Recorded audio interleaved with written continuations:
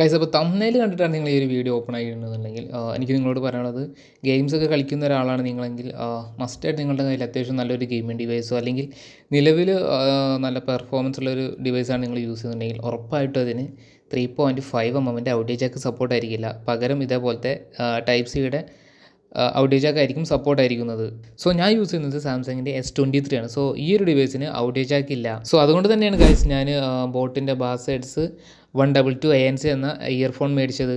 ഇതൊരു unboxing video അല്ലെങ്കിൽ first impression video അല്ല. പകരം ഞാൻ യൂസ് ചെയ്തിട്ട് എൻ്റെ പേഴ്സണൽ എക്സ്പീരിയൻസ് ആണ് ഞാൻ നിങ്ങളുമായിട്ട് ഇവിടെ ഷെയർ ചെയ്യുന്നത്. സോ ഫസ്റ്റ് തന്നെ ഇതിൻ്റെ പോരായ്മ എന്താണെന്ന് നോക്കിയിട്ട് തുടങ്ങുന്നതായിരിക്കും കുറച്ചുകൂടെ നല്ലത്. എനിക്ക് പോരായ്മയായിട്ട് വേറെ ഒന്നുമല്ല പറയാനുള്ളത്, ഇതിൻ്റെ ബിൽഡ് ക്വാളിറ്റിയാണ്.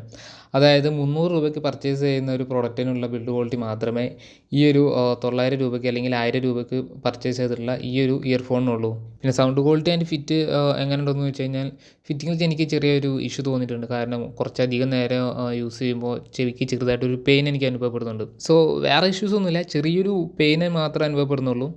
അത് എല്ലാവർക്കും ഒരേപോലെ ആവണമെന്നില്ല, ഞാൻ എൻ്റെ പേഴ്സണൽ അഭിപ്രായം മാത്രമേ ഇവിടെ പറഞ്ഞിട്ടുള്ളൂ.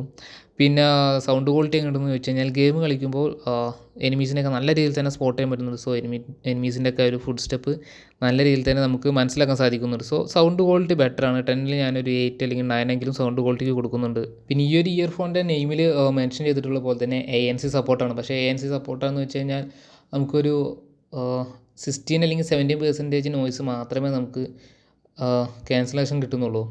ബാക്കിയൊരു 13 അല്ലെങ്കിൽ 20% എങ്കിലും നമുക്ക് ബാക്ക്ഗ്രൗണ്ട് നോയ്സ് മനസ്സിലാവും. ആൻഡ് അതേപോലെ ഫുൾ ടൈം ANC സപ്പോർട്ടാവില്ല. സോ അത് ANCയിലേക്ക് സ്വിച്ച് ചെയ്യാനായിട്ട് സെപ്പറേറ്റ് അവിടെ ഒരു സ്വിച്ച് അവർ കൊടുത്തിട്ടുണ്ട്. സോ അതിൽ തന്നെ 3 മോഡുകളും അവൈലബിൾ ആണ്.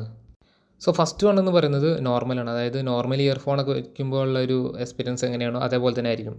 സെക്കൻഡ് എന്ന് പറയുന്നത് പുറത്ത്, അതായത് ബാക്ക്ഗ്രൗണ്ടിലെ നോയ്സൊക്കെ എത്രത്തോളം നമുക്ക് കേൾക്കാൻ പറ്റും അത്രത്തോളം കേൾക്കുന്ന രീതിയിലുള്ള ഒരു ഓപ്ഷനാണ് സെക്കൻഡ് ഉള്ളത്.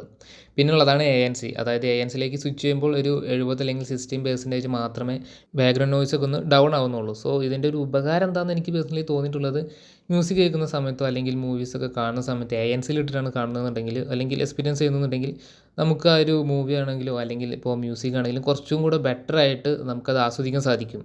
പിന്നെ ഇതിൻ്റെ മൈക്ക് പ്ലേസ് ചെയ്തിട്ടുള്ളത് കറക്റ്റ് നമ്മുടെ ലിപ്പിനെ മാച്ച് ചെയ്യുന്ന ആ ഒരു പ്ലേസിൽ തന്നെയാണ്. സോ അതുകൊണ്ട് തന്നെ കോൾ ചെയ്യുന്ന സമയത്താണെങ്കിലും ഗെയിം കളിക്കുന്ന സമയത്താണെങ്കിലും ഓപ്പോസിറ്റുള്ള ആൾക്ക് നമ്മൾ പറയുന്നതൊക്കെ വളരെ വ്യക്തമായിട്ട് മനസ്സിലാക്കാൻ സാധിക്കുന്നുണ്ട്. സോ ഗൈസ്, അപ്പോൾ ഈ ഒരു വീഡിയോ നിങ്ങൾക്ക് ചെറിയ രീതിയിലെങ്കിലും ഉപകാരപ്പെട്ടുന്നുണ്ടെന്ന് ഞാൻ വിചാരിക്കുന്നു. സോ ഈ ഒരു പ്രൊഡക്റ്റ് മേടിക്കണമെന്നുണ്ടെങ്കിൽ ഈ ഒരു പ്രൊഡക്റ്റിൻ്റെ ലിങ്ക് ഞാൻ ഡിസ്ക്രിപ്ഷൻ ബോക്സിൽ അതുപോലെ തന്നെ കമൻറ്റ് ബോക്സിൽ മെൻഷൻ ചെയ്തേക്കാം. അതല്ലെങ്കിൽ ആമസോണിൽ ഡയറക്റ്റ് കയറി കഴിഞ്ഞാലും നിങ്ങൾക്ക് ഈ ഒരു പ്രൊഡക്റ്റ് പർച്ചേസ് ചെയ്യാവുന്നതാണ്.